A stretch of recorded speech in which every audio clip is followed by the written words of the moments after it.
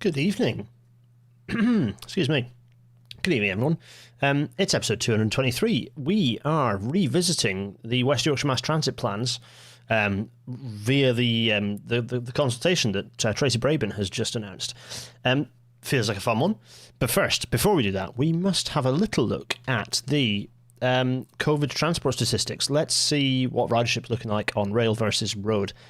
Well, interestingly, remember, this is 28-day rolling averages, so that means that the numbers are substantially lower than, not substantially, they're a touch lower because of the way that a rolling average works. They're a touch lower than the actual daily numbers.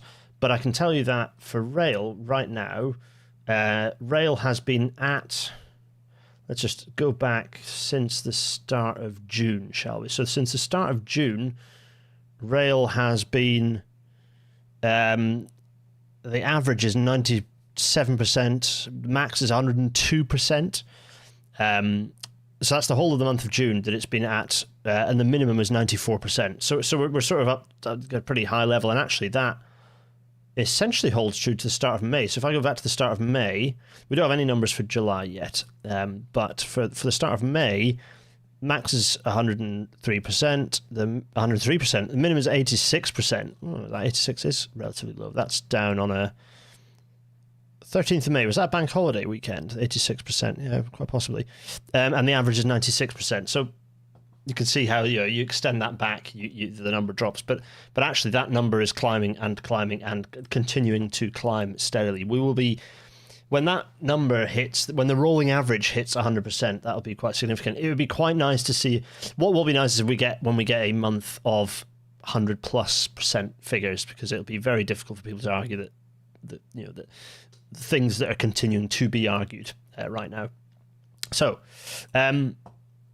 I don't know why I read through that with having the spreadsheet up, but not actually reading the spreadsheet. But anyway, I'm doing some verbal annotation. No, we are here to talk about this. This is the consultation proposals for the first phase, if you like, or the first tranche, or whatever it is. The first phase of West Yorkshire Mass Transit, focused in on Leeds.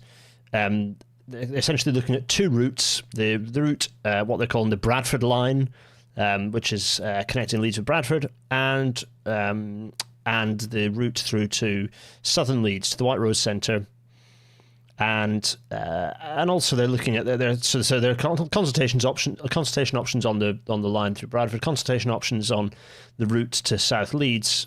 Also, there are consultation options on what route is taken through Leeds as well. So there's some interesting things for us to pick out. The first thing that we'll do, well, actually, I'll save telling you what the first thing we'll do is, because first, I'm just gonna let's get on with it, shall we? Everyone, welcome to tonight's Rail Natter.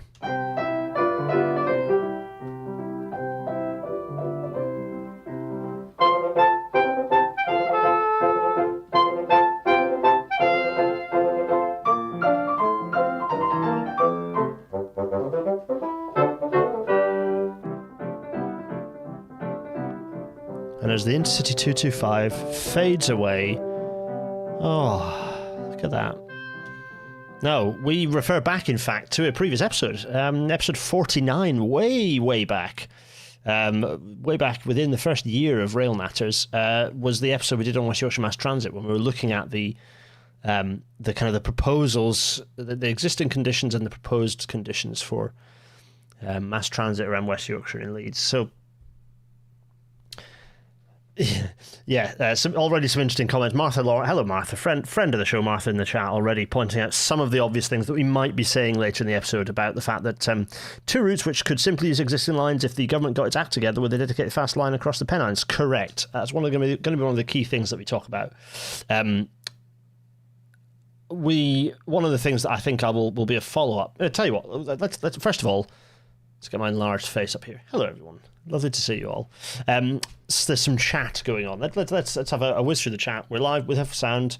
There are lots of. Also, wait a minute. Let's get a poll going to see who is watching this. Who here is a Leeds person? Question mark. I'll let you interpret that how you wish to. Me versus not me. let's start a poll. So there's a little poll going, so you can get involved and tell me where you're from. Did I appear mid-sentence for anyone? Quite possibly, it happens. So, some former Leedsies. Hello, Steve, former Leedsie. Nice to have you along. Alex is saying, Alex, fantastic. Finally got for our gender clinic today, so a mildly celebratory. Alex, that's fantastic. That's excellent news. A delight. Steve, hoping they actually get some trams back, been promised for decades. Yeah, this is the story of Leeds, is just like in again, out again with trams. Gregory Brett, evening Gareth, long time fan of the show, but this is my first time catching with you live. Happy to be here. Always shout out if you're catching live. Hello, lovely to see you. Love to have you along. Let's see. Someone said super unimaginative names. Yeah, well, they're provisional names. I'm sure there'll be exciting names in the future, right? Right. So let's go through. Good evening, Jack Stonehouse. Lovely to see you here. Martha's jumping ahead and getting very excited. Yes, very, very true. Jamie Potts, I've been to Leeds quite a lot recently, and in my non-expert opinion, it seems like North Leeds is the most in need of trams. Is this a leading question? Thank you to Aaron Rundle. Thank you, Jamie Potts. Martha saying, nice try, FBI. Yeah, fair play. Don't tell anyone. Most people are not from Leeds, not Leedsy people. That's fine. Jack Stonehouse saying, not first live now, but first for a while. Oh, hello. Michael C found out recently that Michael, you found out your next door neighbour watches Rail Natter sometimes. Hello to Michael C's neighbour who is watching Rail Natter. A pleasure to have you along. David Spencer is saying the preponderance of West Yorkshire is not Leeds. So, okay, I'm over in York, outside of the Wyker space. So Leeds is one of two major urban hubs in West Yorkshire, the other being Bradford, two major city hubs within West Yorkshire, and it doesn't make sense to just think of Leeds in isolation. You have to, as soon as you start thinking about it, you reach the point where you're in Bradford, you're kind of already in amongst Bradford. In fact, now is the perfect time for us to talk about that very thing, because I have some of our maps from the other day back up again. In fact, just the interurban rather than the intra-urban rather than the interurban. If I miniaturize my face, here we are. We're back in MicroStation. So here's UK. This line that I've just highlighted that's not hugely clear, but there's a line that I've just highlighted that I'm circling that you can see. Interestingly, you can't see my. Actually, you know what? I need my mouse for this one anyway. So let's switch my cursor on so you can see the cursor. So the cursor's back on. This area here is the Wyker border, the West Yorkshire Combined Authority border. To all intents and purposes, you can sort of think of it as a city region, although there are boundaries where things get a bit interesting. Like it's straight, like from a built-up area perspective, it's strange that, for example, where is that? That is Rye Hill, Hemsworth. It's Rye Hill built-up area. It's strange that the Rye Hill built-up area is connects is in Wyker, but it's actually it's in Wyker, but actually it's contiguous with it's broadly contiguous with the South Yorkshire built-up area. So there are sort of eccentricities here and there, and some people might argue, you could argue in terms of travel to work, that Doncaster makes more sense being up in. Anyway, you catch my drift. But so there is Leeds, the giant built-up area lump that is Leeds. There is Bradford. Down here is what will be, it's probably the Huddersfield, isn't it? Yeah, Huddersfield built-up area. And then down here will be Wakefield, I would strongly suspect. Yes, that's the Wakefield. So there's the four large areas, but Leeds and Bradford by far the largest there that I'm highlighting. These are the built-up area boundaries, by the way. It's not the full expansive built-up area, particularly. If I switch those off, you'll see what I mean by that. So if I switch those off, you'll see. I mean, I say that by and large, it's not entirely. So a lot of it's the built-up area, but you'll see there are other bits that it covers. Those are the shape files that you can download off of various sources. Thanks, Will Deacon, for getting me these quite a while back for Rail Natter stuff. Does that Wyker border cut through some counties and towns at the north end? Yes, it does. It does indeed cut through some built-up area, some defined built-up areas. And partly this boundary is not very well drawn, as you can see. Someone's just gone through and walloped in some points to approximate its boundary, which from the purposes of why I have it on here is fine. The actual boundary is obviously much more accurately owned. It's just the shapefile that I've got is low resolution. So anyway, I digress. Railway lines we've got to deal with. So you can see that the dark grey lines here are the railway lines. They're not, you can see where they're set into. So you can see the split in Bradford. By the way, connecting these two is not necessarily that useful an idea. There potentially some benefits, but also there's lots of challenges, and it's not, I don't know. But the point Martha is making, and Martha's obviously spot on, as Martha's often spot on, that the gap, what I would be doing here, bearing in mind that the line that we're looking at, let's get rid of these now, so we can just look at the actual aerial imagery. So areas that ought to have trams are areas that currently have no railway. So I would argue that North Leeds would be the route to big up on the first connection. So, but I'm willing to say that I don't have the data in front of me that shows what the priority needs to be, and it might well be that there's some consultation elements that have informed what the priority should be. So I'm not going to say that I know better in what's priority, but it surprised me a little that they weren't pushing to head up towards Cookridge Way, sort of in that direction. Well, actually, not Cookridge. I would say that in terms of deprivation, you want to be going up, well, kind of up that road, in that general direction. But you'd be going northeast and directly north.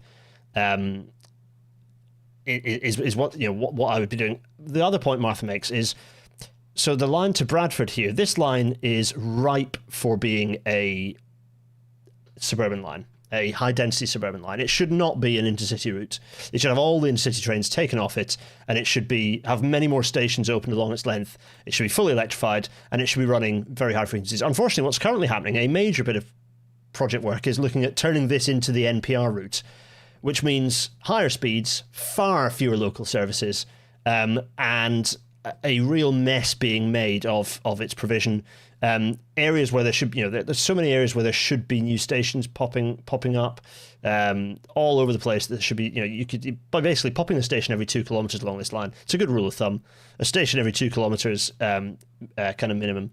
It's a pretty good drumbeat frequency. So so in terms of the Leeds to Bradford route, it would be best served by the railway, because that would provide you the best mix of high frequency. It passes pretty well through the centres of the high density areas, and then you can use trams to feed it. Sure, absolutely. But I'm very surprised that, well, no, I'm not surprised actually, because the tram is being used in place of, basically, so instead of building new infrastructure, which is the right thing to do between Leeds and Bradford for long distance services, and making Bradford on that route, that's been cancelled or not cancelled, but that's been de-scoped down to just upgrade the existing route, which means that use the existing route as what it should be, which is electrified suburban route, is basically obliterated as an option.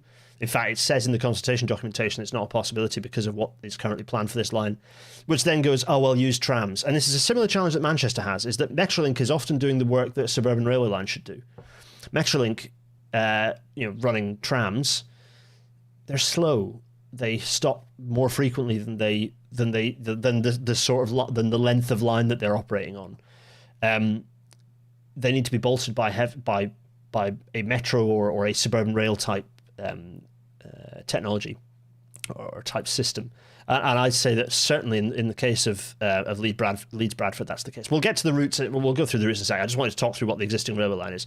So in terms of the best railway system in West Yorkshire at the moment is the electrified suburban routes out along towards Ilkley, down into Bradford, Forster Square from the north, through Shipley, that sort of direction. That's Saltaire, all that stuff. That can and should be a very high frequently. The frequency should be increased to more like 6 trains an hour, if not more. Again, but it's a really good system, and it's popular and it works very well, and it serves a very affluent corridor, and it's made more affluent by the fact that it has that good railway connection. That's the level of provision that should be the minimum for all of the other suburban lines, when actually a lot of them run a diesel every hour, or possibly every half. It's pretty shocking. Castleford direction, for example, is rubbish. The route is the services are absolutely pants. One of the key challenges is, for example, between a route that should be far better. So between Leeds and Dewsbury and between Leeds and Wakefield, both have direct railway lines. Those again should be suburban routes. They should be stations. There should be frequent stations along those lines. Station. And if you then placed where all those stations are, you'd start seeing where the gaps are. And I would then say, well, okay, if you want to prioritise the system, is that you've got a railway line, use that for the suburban services, and then fill the gaps with trams. That's maybe the route to do. Or, alternatively, pick the busiest bus routes. And I suspect to an extent that's what's happened here, is they've gone, what are the really busy bus routes, the really high-density bus routes? And those are suitable to prioritise for trams, which is a logical way to do it, because trams and buses are kind of much better paired as system types, as transport types. So trams are good where you've got where you buses, very high density bus corridors, and the buses are not really cutting it, or you've got such frequent buses that it's becoming highly, if you've got a bus every 2-3 minutes, at that point it's like, well, you'd be better to be having a tram every 10 minutes or a tram every 5 mintes. It'd be much cheaper to run. The road surface would fare far better. Right, so thoughts on this. Let's go back to, while I've got this up. Oh, so sorry, yeah. So you've got those lines going there. Obviously going north, Huddersfield as well, similar story. That's kind of run like a rural line with some level of decent service, kind of at Horsforth, but not much beyond. The airport's next door, but I'd frankly just close the airport. It's a shit airport anyway. Just get rid of it. Don't need. I would not be. To be honest, I'm not planning for a future where that airport exists, and no one else should be either. It should just close. Should be gone. And ditto, of course, the Transpennine route, which is upgraded massively. Good grief! Just do the option G 4 tracking out to Cross Gates. It's just an absolutely necessary bit of engineering work. 4 track that, for crying out loud. 2 track works from Neville Hill to the station. Although I dare say you can get the 4 tracking. But ironically, I say that, and then there's a bloody, that'll be a quarry train probably. There's a bloody freight train on the aerial there, which is interesting. The roof of a 66.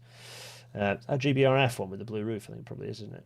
Yeah. Anyway, right. So let's park that. Let's enlarge my face, and let's go through some of the chat, because there's been quite a bit already. So Michael C, the so-called Bradford Crossrail would be good, but probably shouldn't be considered priority. I'm in multiple minds about that. What value does there are some operational benefits, but equally, Martha, you and I probably should chat more about this at some point. But I'm less sold on the benefits of connecting those 2 stations. I think it's a very expensive bit of work, and I'd say the benefits of that versus, I've not been sold on the benefits of it. It feels like a thing that looks right on the map, and a lot of people have got very excited about it as a result. But I'm not so sure of its. Obviously, having a big gap between stations is stupid. I suppose it depends what you do with the centre. If you centre a nominal service on Bradford, so you have a multi-hub and spoke system for Wyker, which I would say would make some sense. Bradford's a big city. Then actually at that point it's like, well, there should be a central hub connecting station at the centre, and then things could go north, things could go south, or indeed a service goes through and branches in either direction. I can see the value of that. That it's a bit of a way away, I would postulate. I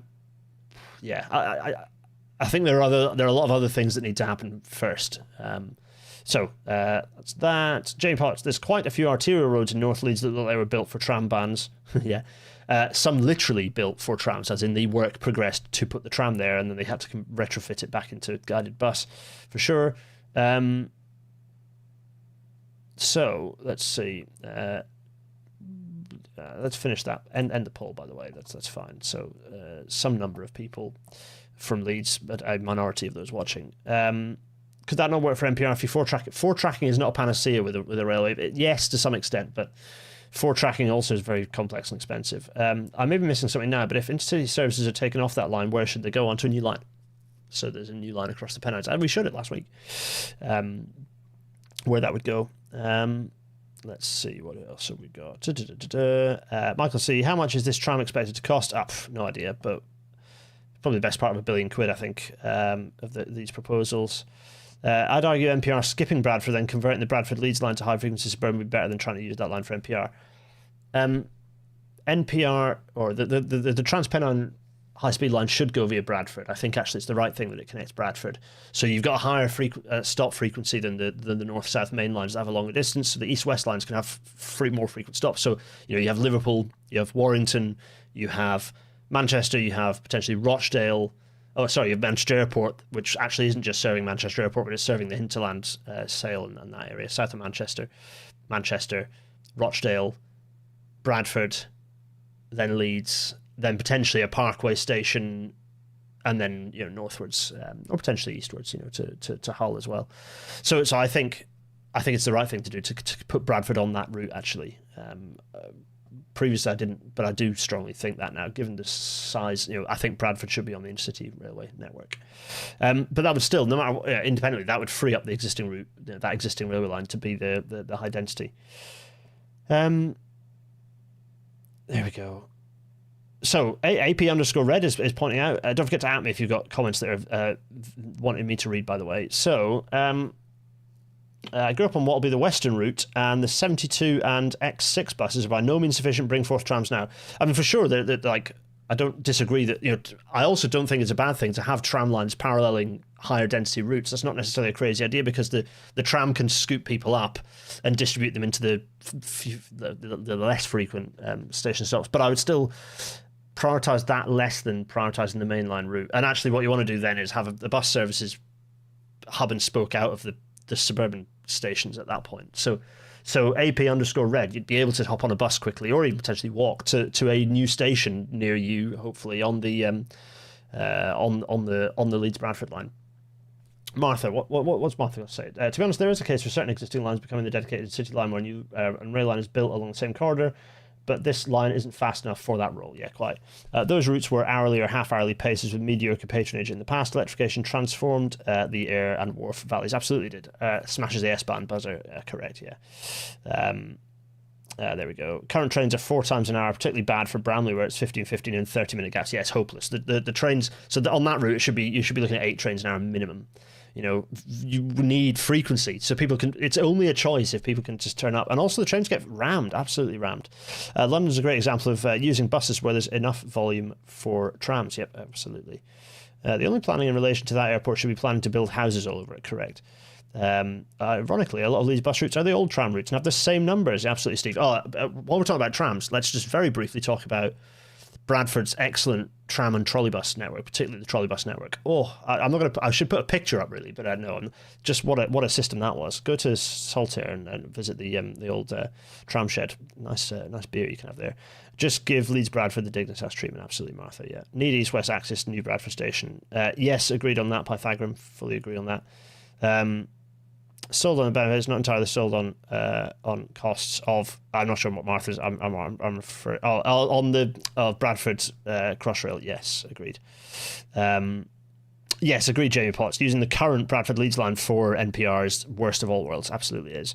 Cal Martin Bell. Should we not also be standardising rolling stock as well for the system? Yes, ideally you'd have you just have a Merseyrail style single fleet and ideally of Stadlers, frankly. Martha Lauren, there's an argument for some sort of urban rail treatment for the Shipley to Bradford link that incorporates a connection across Bradford but not built to heavy rail standards. Yeah, there's things to think about. Anyway, my TF brain, money is fake, just build it. Yeah, absolutely so. We've had a trolleybus episode, haven't we? Was that on Bradford, was it? Yeah, we did cover. Did we cover trolleybuses? Not enough. More.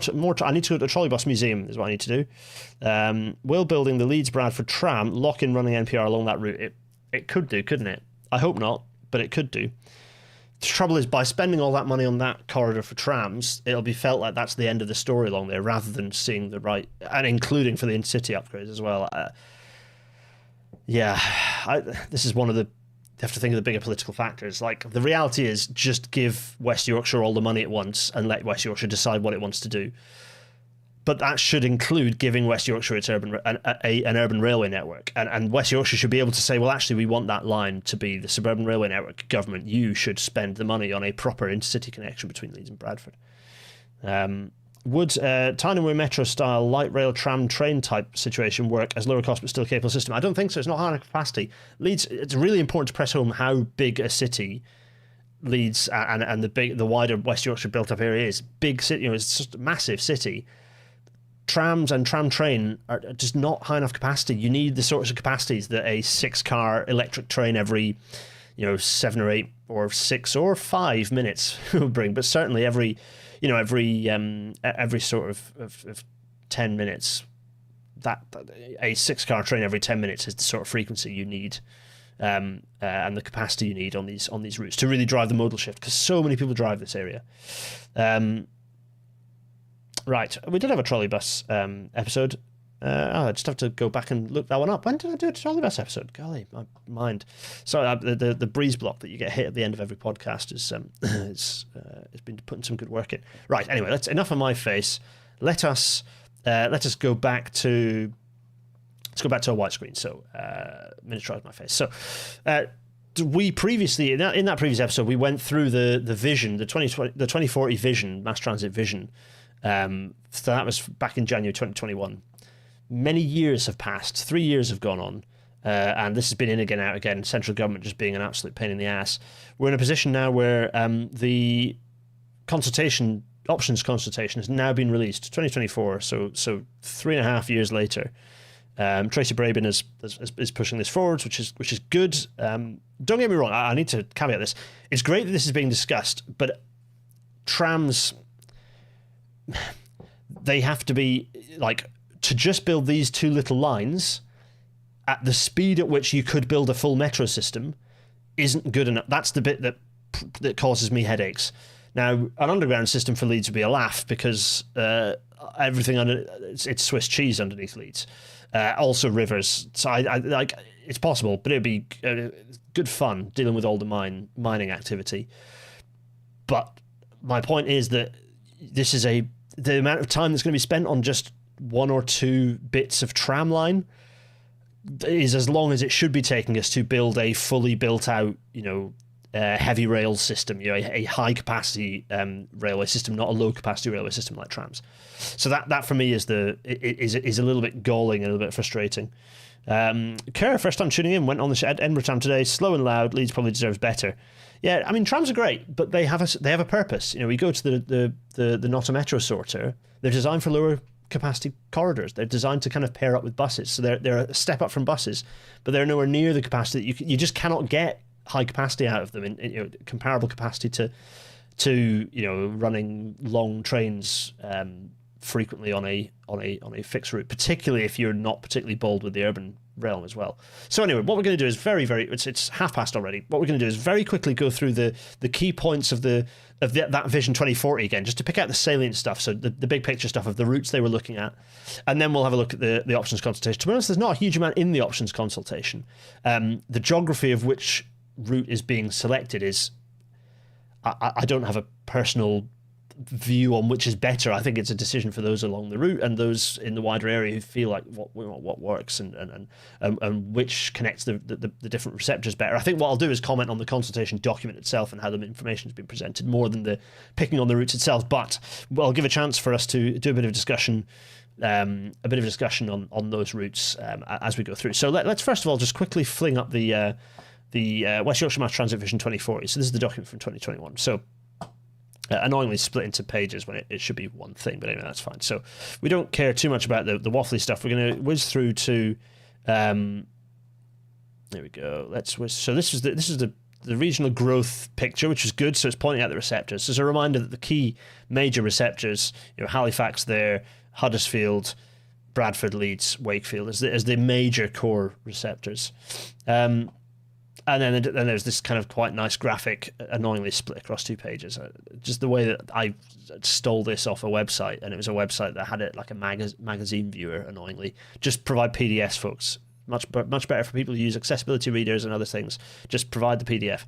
To be fair, I could probably reassemble this in an editor, but anyway. So we're just showing kind of what the existing routes are, what the existing options are, and how they all interrelate to each other. So there's this stuff, learning from industry, yada yada. Right, this is a key thing I wanted to point out. I remember talking about this in the consultation. This is a really good bit of documentation in that it did lay out the different options that are available. Advanced bus rapid transit, which is just buses.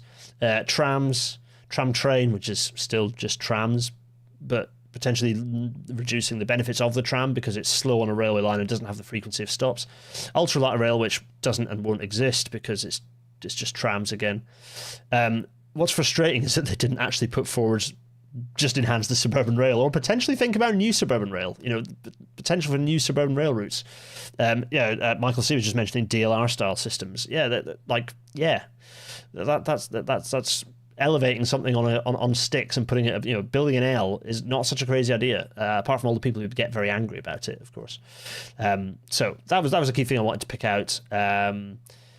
So they've got their vision. So these are the routes which we'll go very quickly remind ourselves of, and really what this had said were they talked about the areas and corridors that required some attention. So this is from my perspective really interesting. So so you had East Leeds, which they kind of show routes and connections. So in one direction going out cross gates in Garford's direction, then up via Rounday. Bradford Leeds was on their list as well. I don't think these are in any particular order. Well, maybe they are actually. They're not in alphabetical order, so maybe Bradford Leeds is there as well. It's interesting. East Leeds number 1 on the priority list, but not. So I think maybe these are in priority order actually, which is interesting, although maybe not.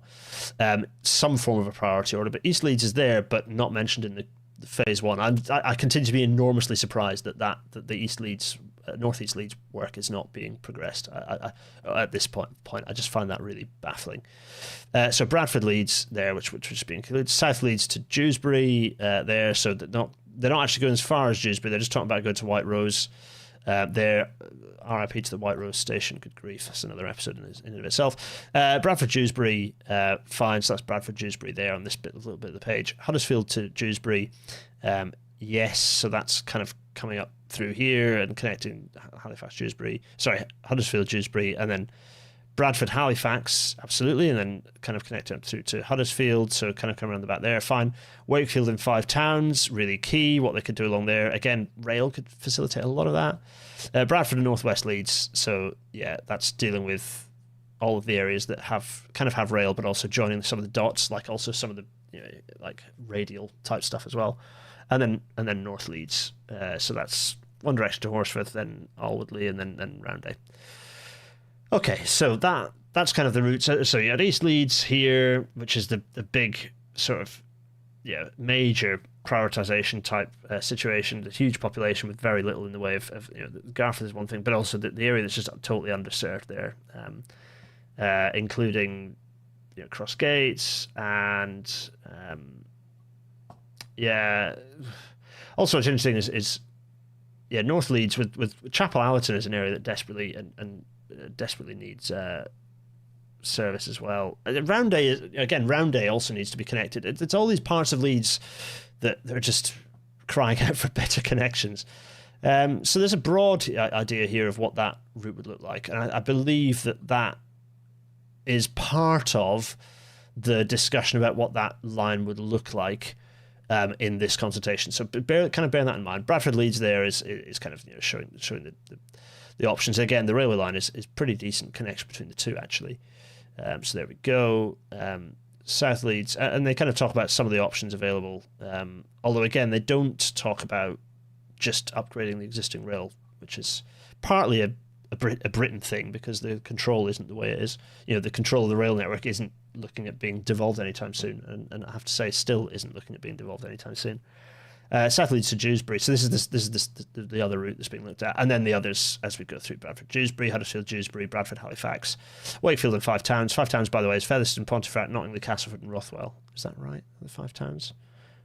Did I read them all? No. Normanton, Featherstone, Pontefract, Nottingham, Castleford. That's Five Towns, isn't it? Yeah. Forget Rothwell. Sorry, Rothwell, you're off the case. Normanton, Featherstone, Ponty, and Nottingham. Yeah. Okay. Bradford, Northwest Leeds. Yes. Brum up. Oh, I haven't given everyone. Forgive me, everyone. Leeds for all the Leeds heads out there. Nice one. Anyway, if you haven't been to Leeds, by the way, visit. Good fun. Anyway, right. Accelerated delivery master. Right. So that's fine. Let's park that now. So we're going to park. No, that's. Just got rid of my face. That's not useful. Park that. We're now going to look at the actual consultation document itself and have a flip through it. But first, let's answer a few more questions. Bring back the 2000 Super Tram. Yeah. Callum Martin Bell is asking, when they order new trains, what's going to space design on the network family of trains? Callum, sorry, I can't quite. Reword that one. Ask me again. I'll follow up for sure. H. Murray, upgrading the Wharf and Airedale lines in the 90s 2000s was so successful, and are now being upgraded to take 6-car trains. I'm not sure why that wasn't a catalyst for the lines. Quite. Those lines should, by the way, just pass into Wyker control. There's no reason. Just those lines and the train, and whatever, maybe a new fleet or whatever it is. Those shouldn't be. They don't need to be run by. They are beautifully self-contained. Those can just be. It might well be that the regional trains up the Settle Carlisle are a guest on the. Well, it will be that those trains are a guest on those lines, but those lines should be owned and run by Wyker, for sure. They are a perfect example of the sorts of self-contained, kind of mostly segregated routes that electrified lines that are just, money makers for the region. And make the whole area better. Those railway lines are so good. I use those a lot to get up to Saltaire and along the for canal walks and all sorts. It's brilliant. So let's miniaturize my face. I don't think I was saying anything else. Good. Lots of nice chat. If you've got a comment for me to pick up that isn't just chat within the chat, then at my name, because it'll appear in red, makes it easy for me to spot. Good streets. Just catching up, but the Bradford-Ilkley line would be nowhere without the schools using it. Ilkley Grammar or even think about scrapping the school buses in favour of the train. Nice. That's a good thing. Look at that.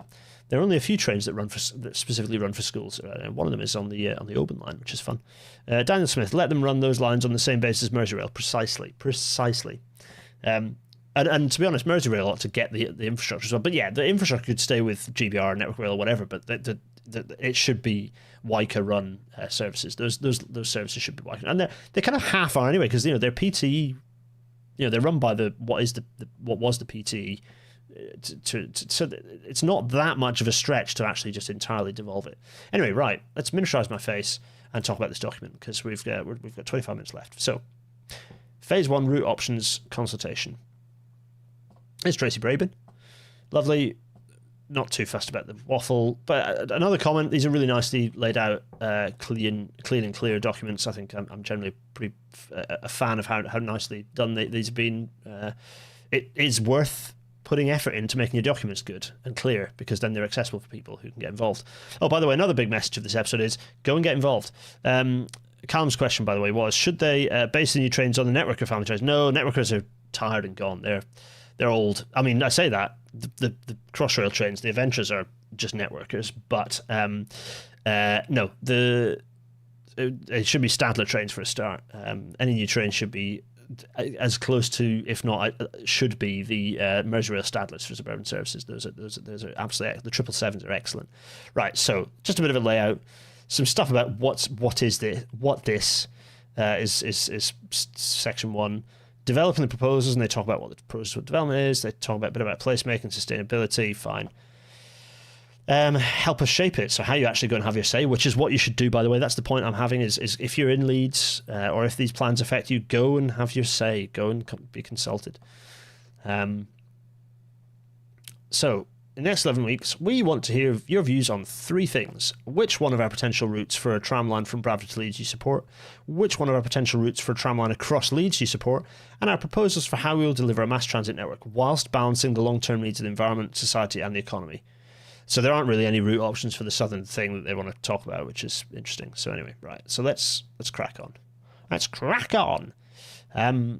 We don't care. That's fine. We know what mass transit is, whatever. So phase 1. Okay, so our Mass Transit Vision 2040, the thing that we just looked through, has guided our initial work on West Yorkshire Mass Transit. We'll use it to shape the design and delivery of our mass transit network. Fine. Impacts property land, don't care. Consulting, whatever. Not that they shouldn't care, but it's more like it's not pertinent for us right now, is it?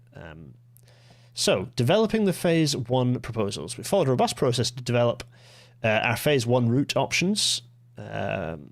Your feedback from this consultation will support our ongoing design development. We will share the updated preferred route plans with you in a further public consultation before we submit our application for legal powers. Yeah. So they're going to go through a TWAO, Transport Works Act order, to deliver. There'll be 2 of them, one for the Leeds Bradford and one for the Southern Leeds direction route.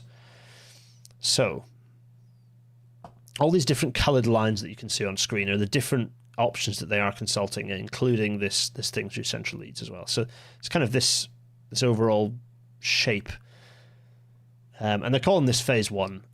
Whether that means that they run it, I suspect this is running as 2 lines, because there's not really the shape of it running up to St James Hospital St Jimmy's up there means that the Bradford trains will run up there, and the White Rose Centre trains will run there, and then they'll run through the city centre in some form. Anyway, so each route option includes key information under 4 themes. Okay, fine. So the Leeds line. So this is what they're calling the Leeds line at the moment. Connect people between St James University Hospital and the White Rose Shopping Centre via the city centre. Single continuous route. Fine. And there are different options here. So you've got an option that goes up towards Ellen Road. You've got an option that goes via Beeston.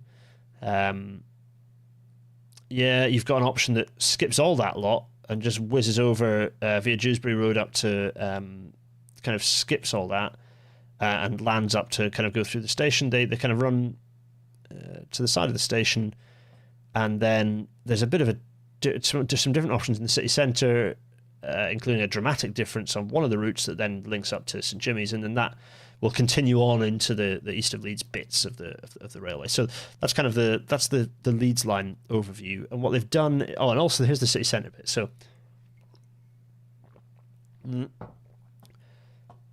you see the different options to get through the city centre. One of them is to come through.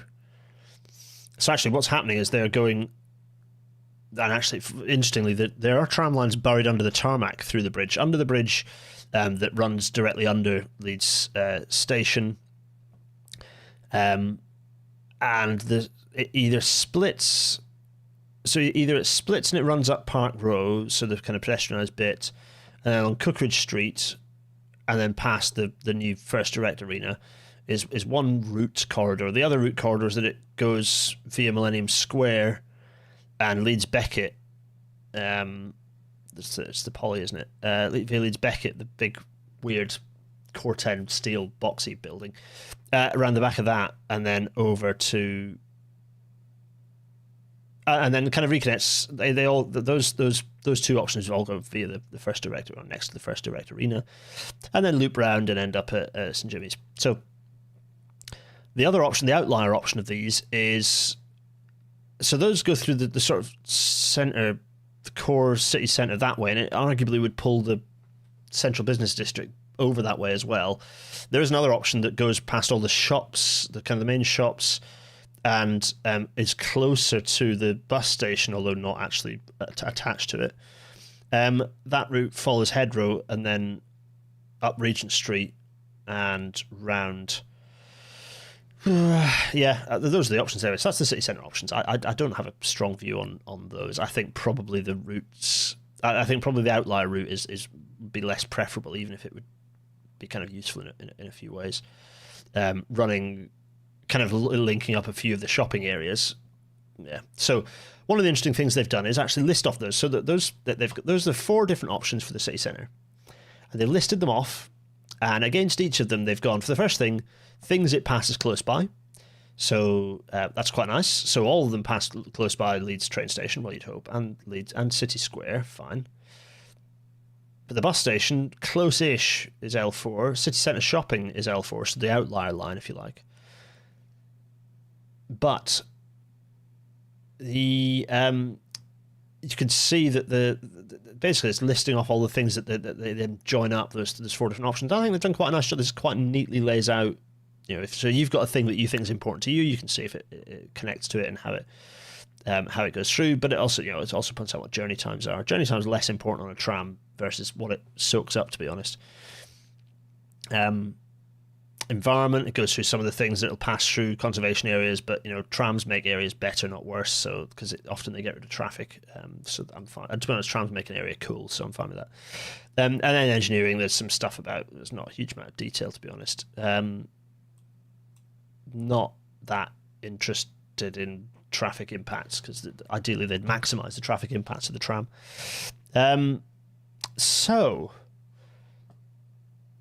Let's see.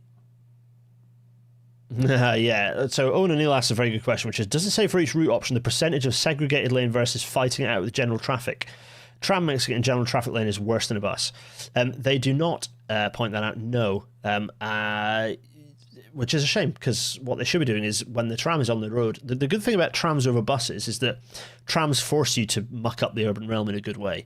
They force you to think, can't really have cars here. Also, from a cycle safety perspective, I'm a strong believer that there should only be trams and cyclists, and maybe buses, but ideally not. Like, just trams and cyclists. If they're going to mix, then no other traffic should be. It should just be trams and cyclists. Cyclists shouldn't have to be worrying about dodging tracks whilst also dodging taxis and buses. So bus lanes and tram lanes aren't a good match, actually.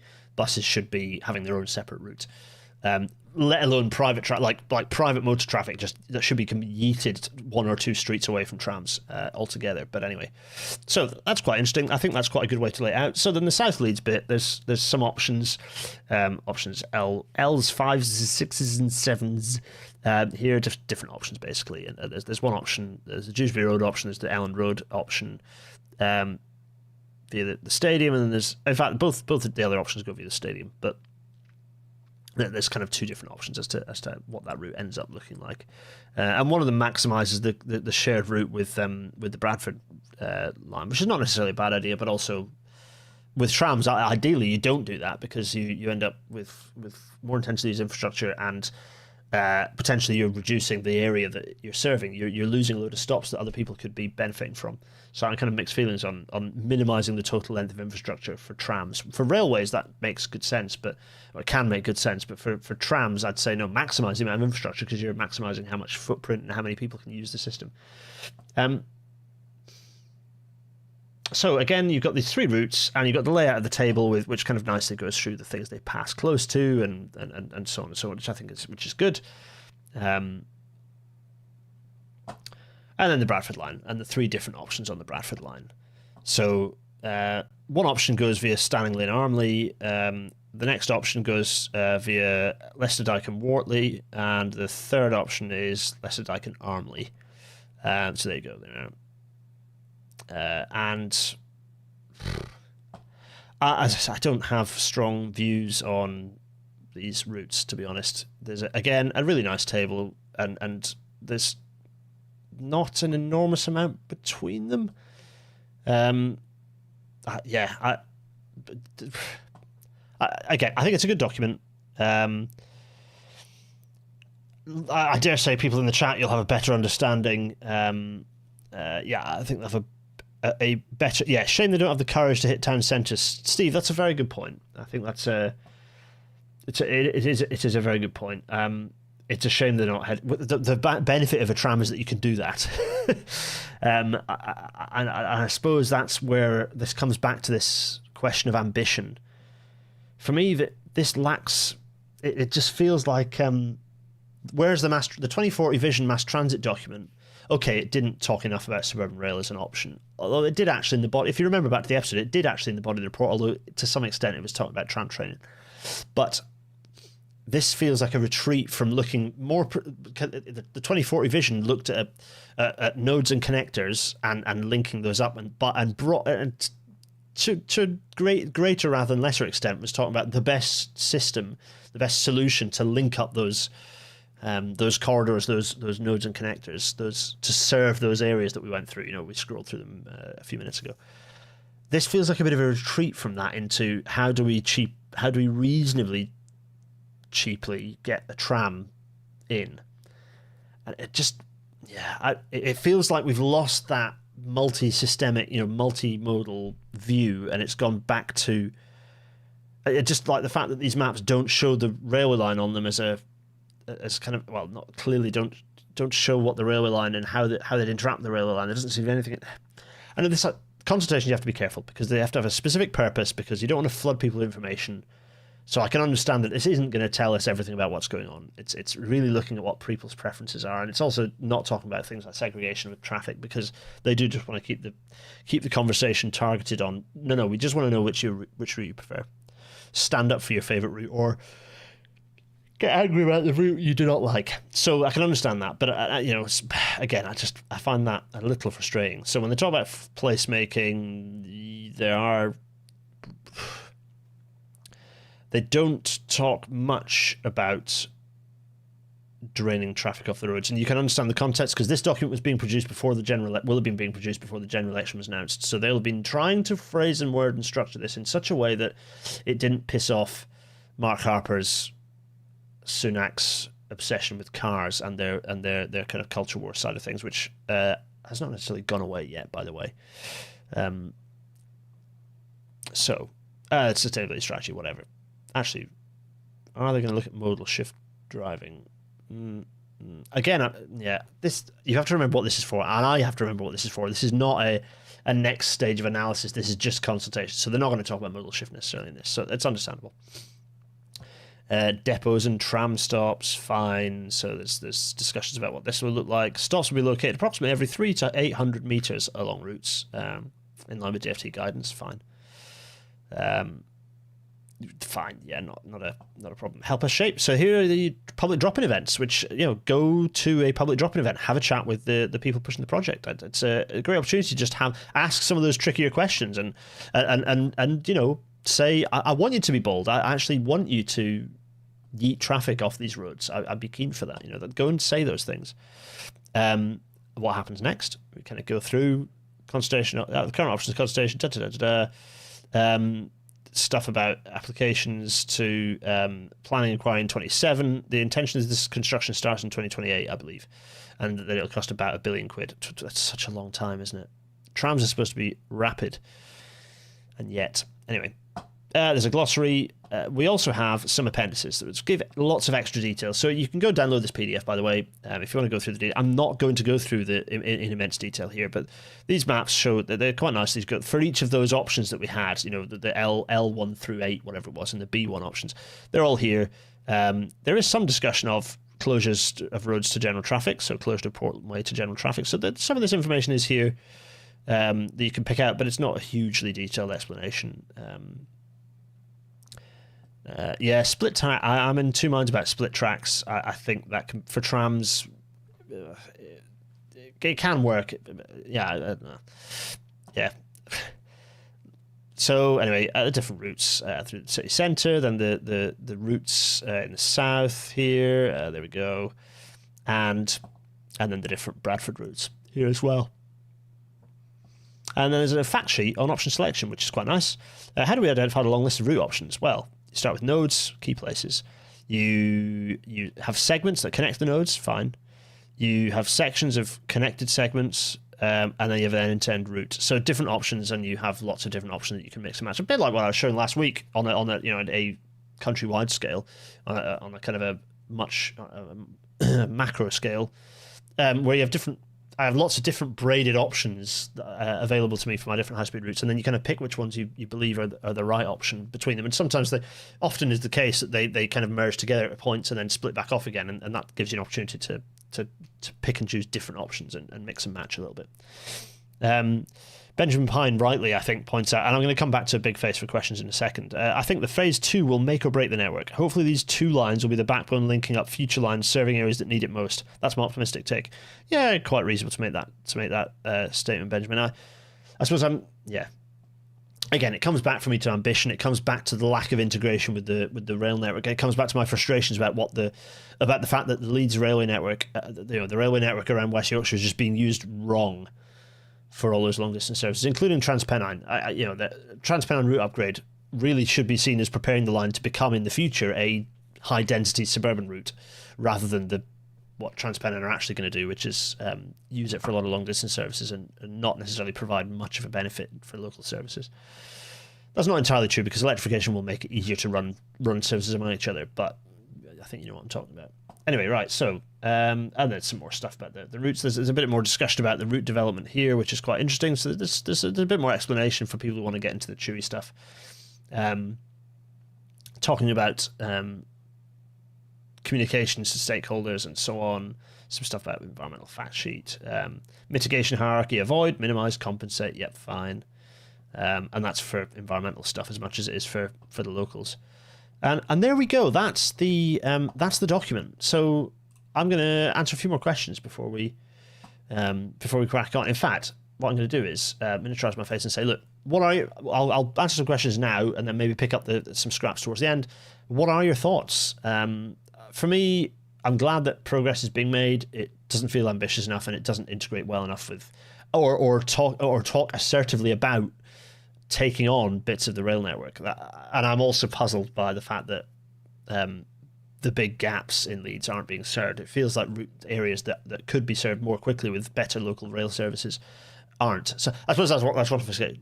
The railway that exists now, it's much easier to add stations to a railway. It is, trust me. It's easier to add stations to a railway. Don't ask about railroads. To add stations to an existing railway to serve people and increase train frequencies. It's much easier and cheaper to do that, ignoring the high-speed stuff. It's much easier to do that than it is to build a new tram line in Britain right now.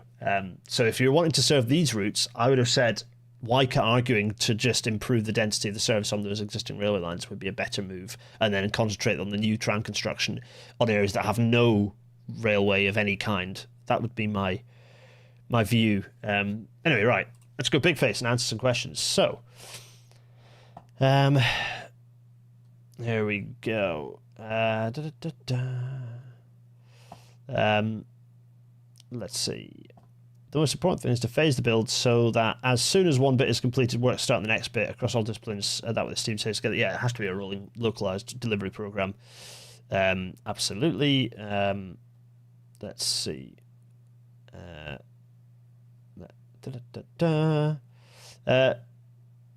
Shame they don't have courage to hit town centres. B2 option would eat local rail stations lunch unless they were closed. Quite possibly. Pudsey is on a steep hill, so the B1, B2 options routes would more skirt around the bottom rather than being in Pudsey town centre itself. Okay, thanks, AP Red. Jonathan Dixon, I think B2 and B3 also follows old alignment on a closed railway, except they've built on part of it near Pudsey. Yeah, again, using old for trams, I'm not... Is it a good idea to use old routes? Because it might be easy, it might be seen as being easy, but the point of a tram is that it's you can walk onto it very easily, and it doesn't require extra walking distance because it's at your doorstep, as it were. So, Jamie Potts seems pretty disappointed. Feels like getting a tram for the sake of getting a tram, crikey. Let's see. This is fascinating to me because here in Canada, consultation is generally the first step before any of these considerations, which leads to input being broad and the product useless. Yeah, that's a fair point. I think it's worth commenting on the fact that I think the consultation is this process seems good to me.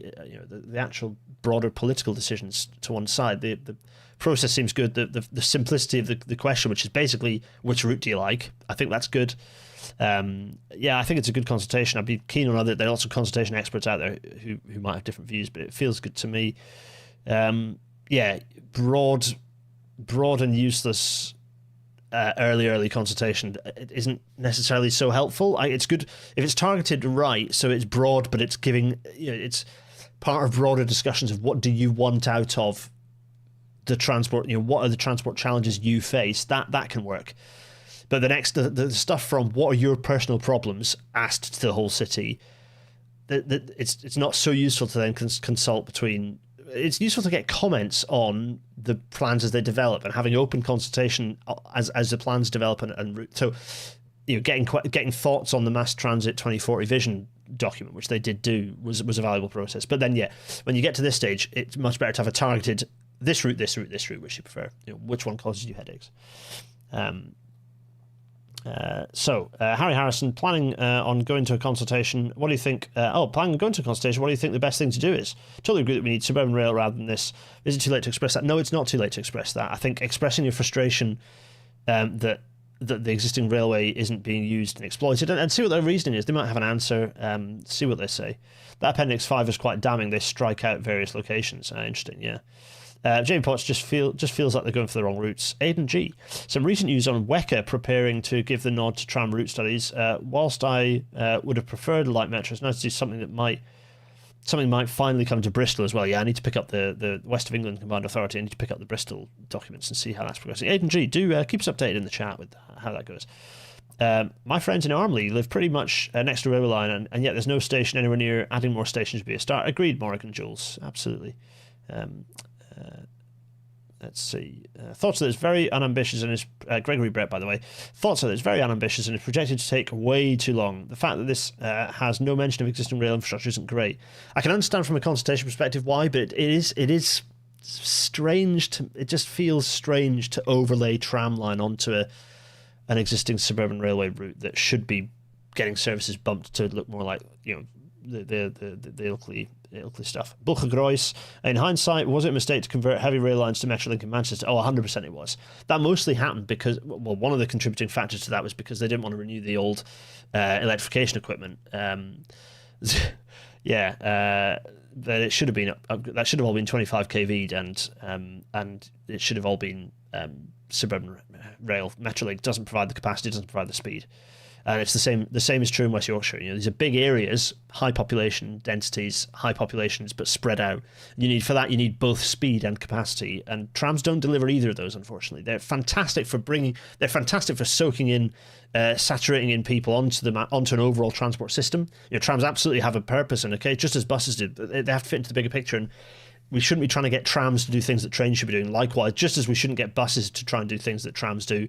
And likewise, just as trams can't do what's on bus routes. Buses have a place that trams also can't occupy. So, we should be using the right system for the right purpose. Ned Carson, in Canada, ends up being useless either way. If it's not so broad as to be useless, I always end up seeing half the comments being, well, you've already decided anyway, man. Yeah. Morgan Jules, Manchester resident here, formerly Bradford and Leeds. I love the Manchester trams and use my car far less than I do in Leeds. Still visit a lot. It's a very good point. Morgan Jules. These being built would still be great, right? Don't get me wrong. I suppose for me, it's like the areas that have the lowest modal shift are probably areas with absolutely no rail system whatsoever. And for me, I'd be targeting those first. I'm a little puzzled with the order for that reason. Manchester Metrolink is a great system, but it is a system that should be augmenting a metro, not replacing it. A real metro. See, they're not a metro sorter. You're a furry. Am I? Oh, okay, you're a furry. Feels like a tram. Don't clip that. Feels like a tram shouldn't be this complex. Just, not for any particular reason, just not accurate. I'm not a furry. Just look at which bus routes are overcrowded and replace those routes. Yeah, I mean, to an extent, that is kind of what they're doing, but they're stepping out and expanding, picking different, allowing people to make those decisions. Those general routes, as AP Red was saying earlier, they are very busy routes. Why are they making town fringe stations without a plan as to how people would be moving to those stations? 50-minute walking radius maps? Yeah, that's a good point, One Noun.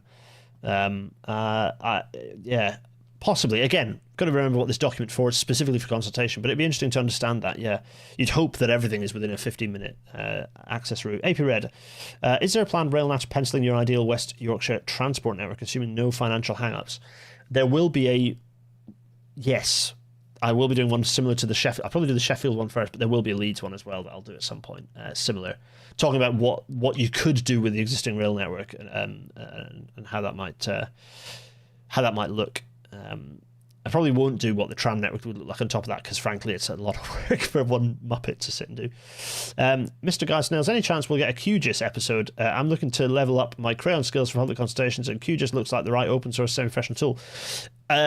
It wouldn't be me running it, though, because I don't use QGIS. I don't know it well at all as a tool. I use CAD as a designer, so I bring all my stuff, all my shapefiles and everything, go into CAD, not into QGIS, which is not necessarily that helpful, because QGIS is a very good tool that could do a lot of the stuff I do, but because I'm a design engineer, I've grown up using CAD, so CAD's what I use. Whether we get someone into QGIS, get like under the radar, Alistair Ray to come in and do so. In fact, go to Alistair's YouTube. Loads of really, really good stuff in there to pick up QGIS tips for sure. Jamie Potts, at least with Metrolink, it'd be relatively easy to convert those lines to heavy metro. Yeah, you could definitely do a bit of a swap, like push Metrolink up onto the roads off the railway, and then put the railway back to being kind of high density stuff. Gregory Brett, thoughts on building true segregated metro lines in major British cities like Leeds and Manchester, or is high quality suburban rail and tram good enough for their needs? What I think you do and we'll talk about this in the Sheffield episode, what I think you do, it's tricky because of freight. Freight ends up being more of a challenge. And if you build a high-speed rail network, if we imagine an ideal situation, you build a high-speed rail network that does the job it needs to do to fully segregate Britain, the high-speed and regional stuff.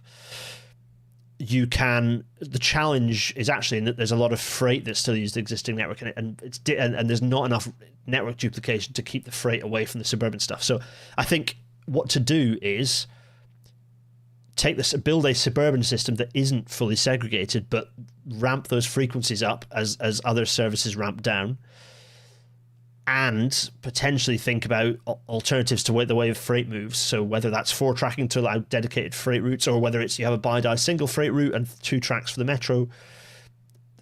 but running freight in amongst a suburban system isn't catastrophic, because if you have a high enough frequency suburban service, say you've got 8 trains an hour, the impact of dropping one of those paths and swapping it with a freight train isn't so significant. That's not, people are like, oh, there's a freight train coming through, there's going to be a bit of a wait, I'll let that.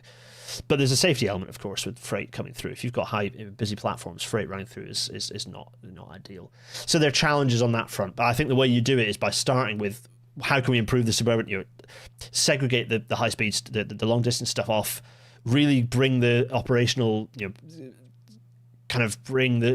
so we'll talk. There's going to be a South Yorkshire episode coming up soon. We'll talk about this in that one. And it's some really good questions there that we'll pick up on, I think. Benjamin Pine, also quite interesting that this document assumes a new station in Bradford by the time it's built. Doesn't seem like Wyker has quite given up on that yet. Yeah, well, quite. Well, there's the let's just say that's still on the table at this point at government level at the moment, and was before the general election as well. And to be fair, that was being said by Hugh as well. Merriman was kind of pointing that out, wasn't he? H. Murray, just comparing to Metrolink, doesn't matter if tram networks are high or low floor, should be low floor. What should be done for the West Yorkshire network? Yeah, trams should be low floor for accessibility reasons. Metrolink isn't, because it was using old platforms, which creates these upstand sort of high platforms in the city area, which is not great. Those are a problem for all sorts of reasons. So not ideal. But Metrolink, the solution makes sense in the specific challenges that Metrolink had in the way that it was rolled out, and the accessibility on Metrolink is really good. Like, they have level boarding throughout. Developed by and managed by the same chap, Dave Powell, friend of the show, who rolled out level boarding on Merseyrail. So yeah, good process. Goblin runs with freight alongside passenger trains. It's absolutely doable, but it means it's not a metro. It's suburban rail, and there are challenges with running those. Tyneway Metro does similar, actually. There are challenges with running freight in amongst that. It's not so much that it's capacity is you've put an artificial cap on capacity that's below the level that a 2-track electric front railway can achieve. Yeah, a lot of freight managers run London Overground, so it's definitely possible. Yeah, but a good example of that is, look at the North London line through Camden. That's North London line, isn't it? Look at the line through Camden. Severely limited, desperate for more capacity, severely limited by the freight that runs through there, and vice versa. The freight, there needs to be more freight capacity there as well. So absolutely capping freight, and in our cities we need rail freight capacity to bring. I mean, if nothing else, to be bringing concrete, cement. Building materials in is one of the main things that gets brought into city centres that need city centre capacity. London struggles for it, other cities struggle for it, but you need to have rail capacity. You can't just yeet freight trains out of the city centre. For all sorts of other reasons, there should be freight. Ideally, you'd have freight depots to bring your treats in, and then they go into cargo bikes and little electric vans, and you get rid of all the 40-ton trucks out of the city centre as well. So, right. There we go. That's plenty of all sorts of good chat going on in there, which is great. I'm going to very quickly take the chance to say to all the only listeners, thank you so much for joining. It's back up to date again. Sorry, there's a bit of a drag and lag, but we're back up to date. You'll be happy to know. The usual plugs. Patreon.com/Gareth Dennis to support this happening. I very much appreciate all of you Patreon supporters. Thank you so much. It's always it allows me to do this, and there's a potential that I'll be calling upon you with greater eagerness in the next few weeks, but we'll see. GarethDennis.co.uk/merch for the merchandise. Suggestions always welcome. Do make suggestions. I need to get in there and do a bit of changing and adding some fun stuff as well, right?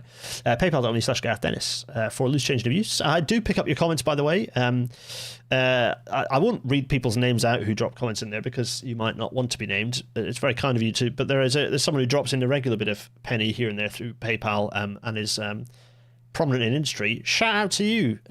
Thank you so much. You know who you are. It's very kind of you, and it's always a pleasure. I do read your comments and have a little chin scratch and a wonder and a think, and it influences some of my thinking for future episodes as well. So always appreciate that as well. And GarethDennis.co.uk/Discord for the chat that is in here to continue ad infinitum. There are like 1,200 people in there. No more. There's a good well over 1,000 people, like 1,500 people in there. and there's like one troublemaker who knows who they are, and I tell them off every now and then, but also because they get very excited.